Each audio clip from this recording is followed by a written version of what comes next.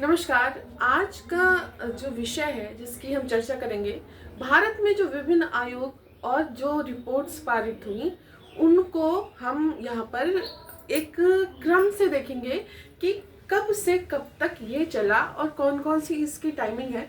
अर्थात ऐसे भी बिंदुओं का हम यहाँ पर अध्ययन करेंगे जो बहुत ज़्यादा इम्पॉर्टेंट है, क्योंकि ज़्यादातर तो क्वेश्चंस आ ही चुके हैं कि किस सन में कौन सी चीज़ हुई, कौन सा आयोग गठित हुआ।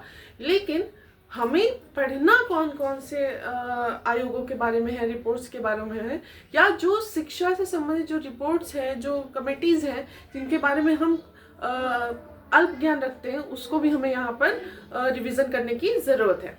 यहाँ पर अगर हम देखते हैं तो जो आयोग जो भी हम पढ़ते हैं भारतीय शिक्षा के इतिहास के वर्तमान परिप्रेक्ष्य में कहें या आपके आधुनिक काल में कहें, तो वो दो भागों में बांटे जाते हैं। एक तो स्वतंत्रता पूर्व और दूसरा स्वतंत्रता के पश्चात। स्वतंत्रता पूर्व में हम आते हैं मैकाले से। मैकाले के जो आपका मैकाले की रिपोर्ट्स थी या जो उन्होंने अपने विचार दिए थे, उसको हम वहाँ से ही मानते हैं। लेकिन अगर हम ध्यान दें तो ये काफ़ी समय पहले ही शुरू हो गया था, जब अंग्रेज भारत आए, जब यूरोपीय जो धर्म आपके प्रचारक थे वो आते हैं मद्रास में, तो वो भी कुछ स्कूल और शिक्षा के संबंधित कार्य करते हैं। उसके बाद आपके जो कलकत्ता में जो स्थापित होता है, मद्रास में स्थापित होते हैं विश्वविद्यालय स्थापित होते हैं, उनकी भी आज हम चर्चा करेंगे। साथ ही साथ कहाँ से हमको समझने की ज़रूरत है।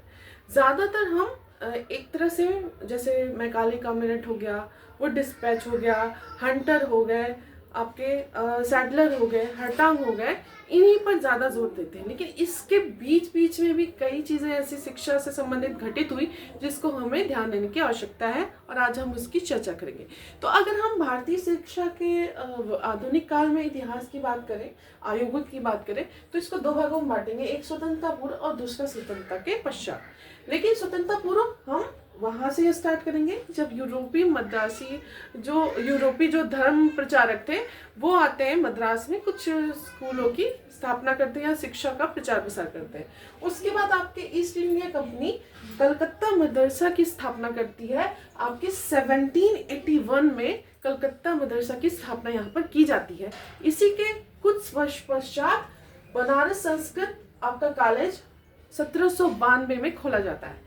इसके बाद आपका कलकत्ता का फोर्ट विलियम कॉलेज 1800 मतलब 1800 ईस्वी में यहाँ पे फोर्ट विलियम कॉलेज की स्थापना होती है। अब हम 1800 के बाद आते हैं। 1800 के बाद जब हम यहाँ पर आते हैं तो हम देखते हैं कि चार्टर एक्ट आया, आज्ञा पत्र आपका, जब अंग्रेज़ों के शासनकाल में, तो आज्ञा पत्र 1813 में 1 लाख अनुदान की बात कही गई थी। उसकी हम अलग से चार्टर एक्ट और मैकाले में चर्चा करेंगे, लेकिन अभी हमें इसके टाइम ड्यूरेशन को देखना है। तो चार्टर एक्ट आता है 1813 में। इसके बाद एडम रिपोर्ट आती है। एडम रिपोर्ट आती है 1830 में। इसके बाद लॉर्ड बेंटिक के कार्यकाल में मैकाले अपना प्रस्ताव पारित करते हैं। अंग्रेजी शिक्षा पे जो उन्होंने जोर दिया और भारतीय साहित्य की परिभाषा उन्होंने बताई, या साहित्य की परिभाषा जो बताई कि नहीं इनको मिलना चाहिए, तो वो सारी चीज़ें 1835 में घटित होती हैं। अब 1835 के बाद हम आते हैं सीधे, बीच की कई घटना है लेकिन जो मुख्य है वह है वुड डिस्पैच की बात करते हैं, जिसको शिक्षा का मैग्ना कार्टा कहा जाता है। वुड डिस्पैच आता है 1854 में। 1854 के बाद सीधे हम आते हैं, पहला जो शिक्षा आयोग गठित हुआ भारत का स्वतंत्रता से पूर्व, वो था हंटर कमीशन। हंटर कमीशन जो प्राथमिक शिक्षा पे ज़्यादा बल देता है लेकिन सबकी बात करता है, तो हंटर आयोग जो था वो पहला शिक्षा आयोग था, और ये 3 अप्रैल को स्थापित किया गया था।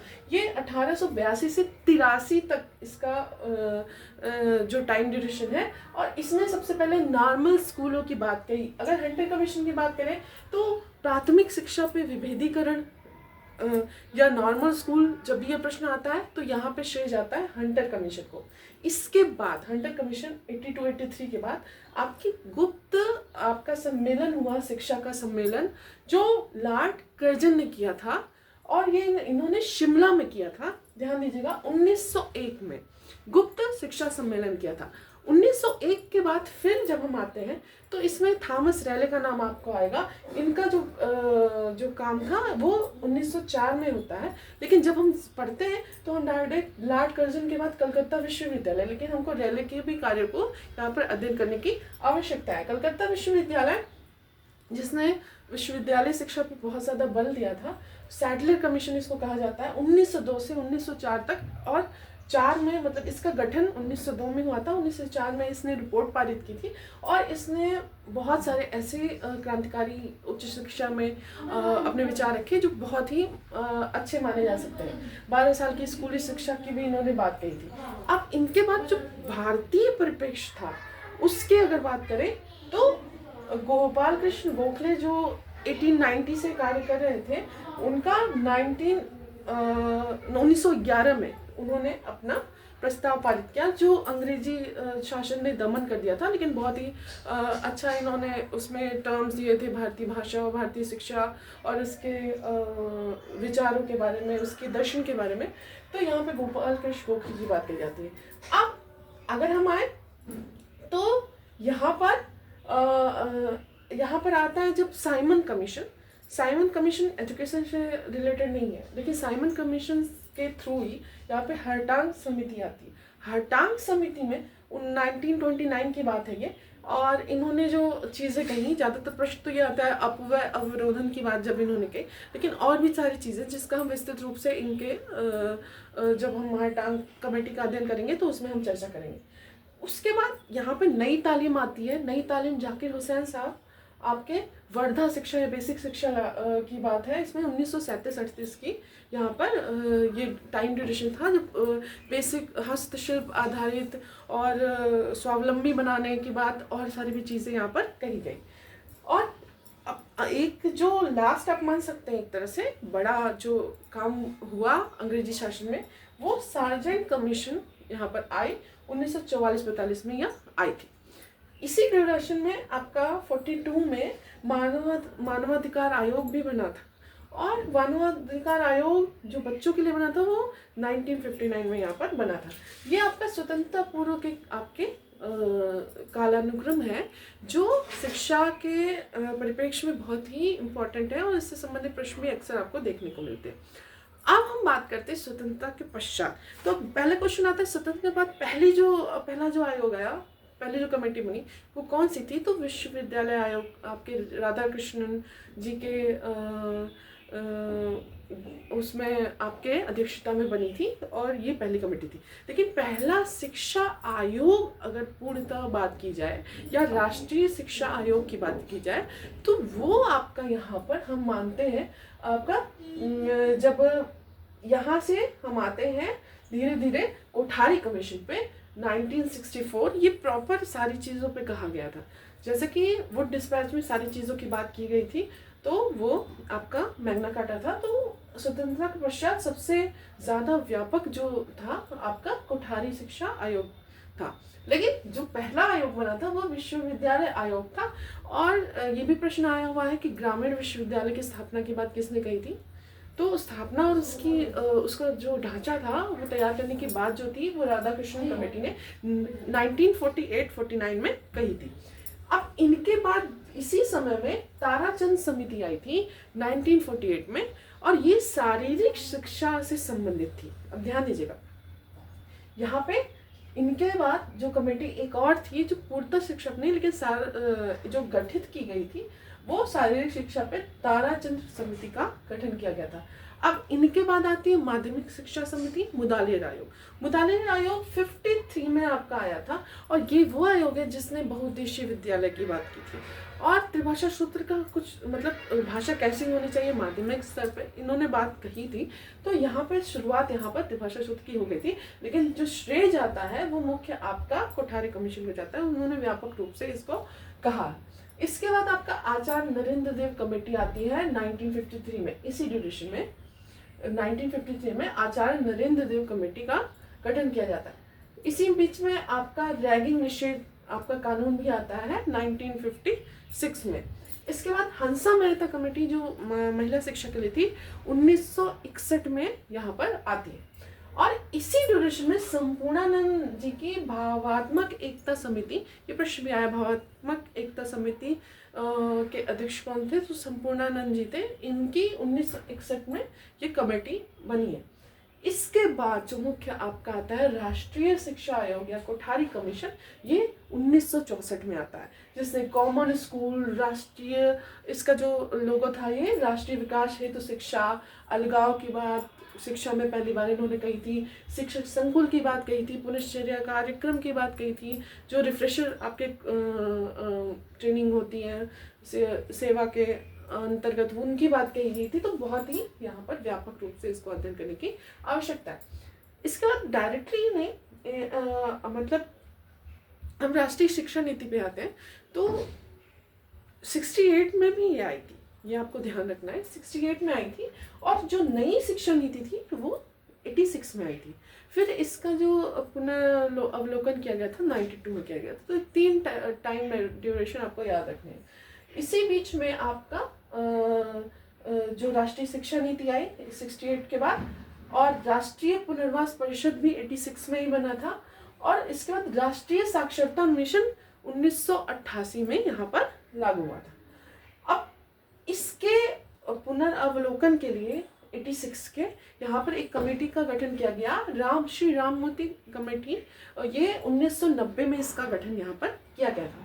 राममूर्ति कमेटी के बाद अगर हम बात करते हैं तो एनईपी संशोधन 1992 जो आपका आया, उसी इसमें जितनी भी कमियां थी आपकी लागू करने में, और जो भी चीज़ें जो प्रॉपरली मतलब वहाँ पे डिफाइन करने में असमर्थता हुई, तो उसको यहाँ कमेटी के गठन के बाद उसको ज़्यादा मॉडिफाई यहाँ पर किया गया।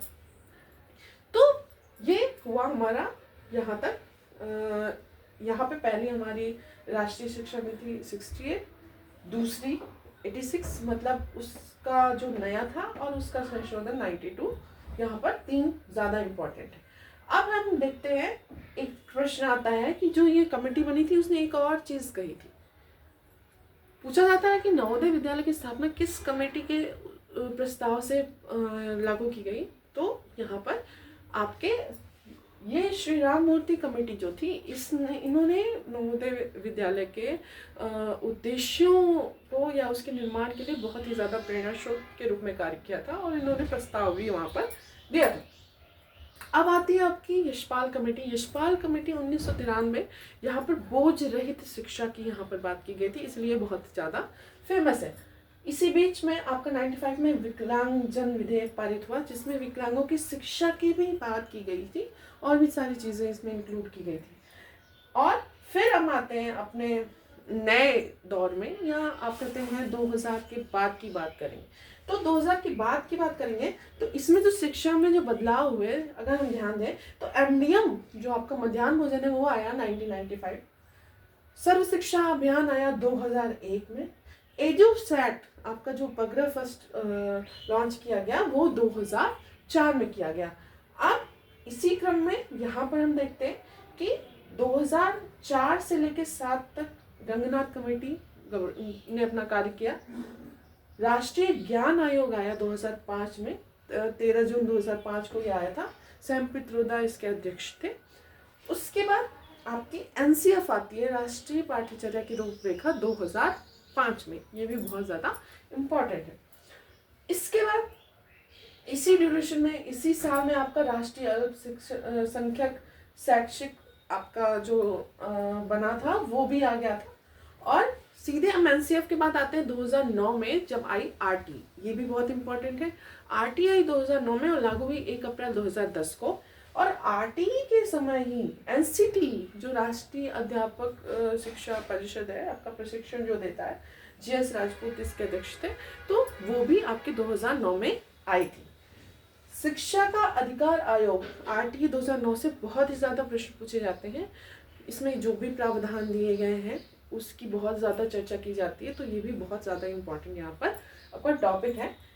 अब हम आते हैं 2009 से सीधे जो मुख्य रूप से जस्टिस वर्मा कमेटी 2012-13।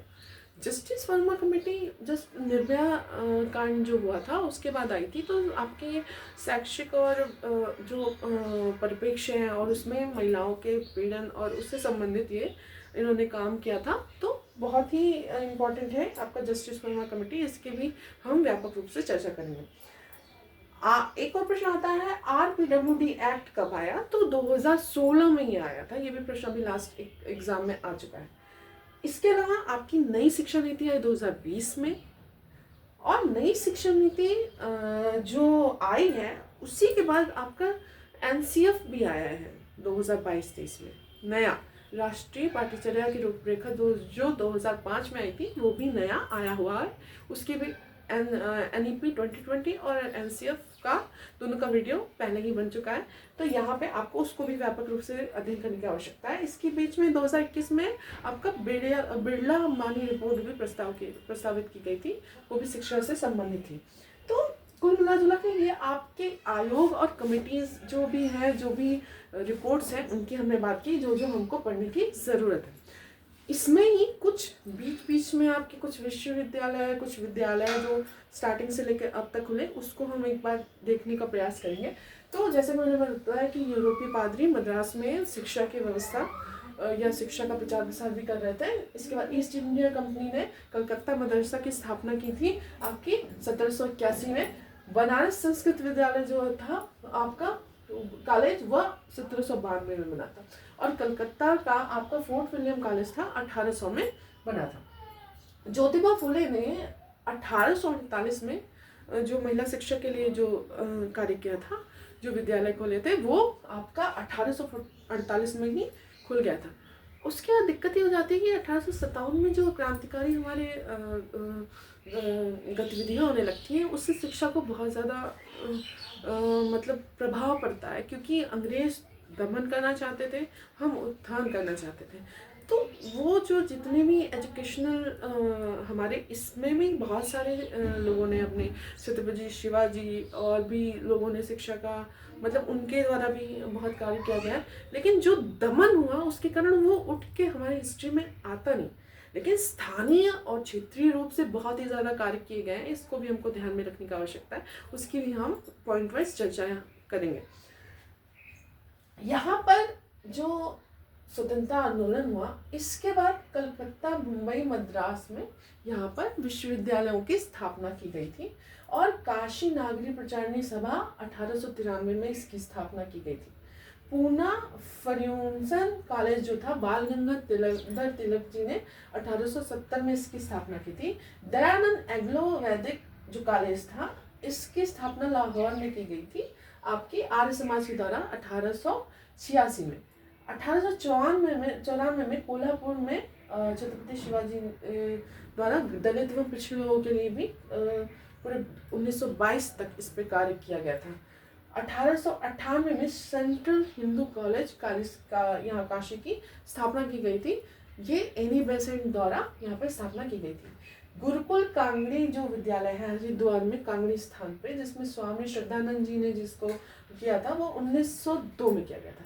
BHU की स्थापना 1916 में की गई थी, और मैसूर जो यूनिवर्सिटी है उसकी स्थापना आपकी 1916 में वो भी की गई थी। पटना यूनिवर्सिटी 1917 और सामान्य आपका 1918, AMU 1920 और लखनऊ यूनिवर्सिटी और ढाका 1921 में इसकी स्थापना की गई थी। फर्स्ट IIT जो था वो खड़गपुर में था, जो 1951 में इसकी स्थापना की गई थी। NCERT की स्थापना 1961 में की गई थी। फर्स्ट IIM आपका अहमदाबाद और कोलकाता था, तो यहाँ पे इसकी 1961 में इसकी भी स्थापना की गई थी।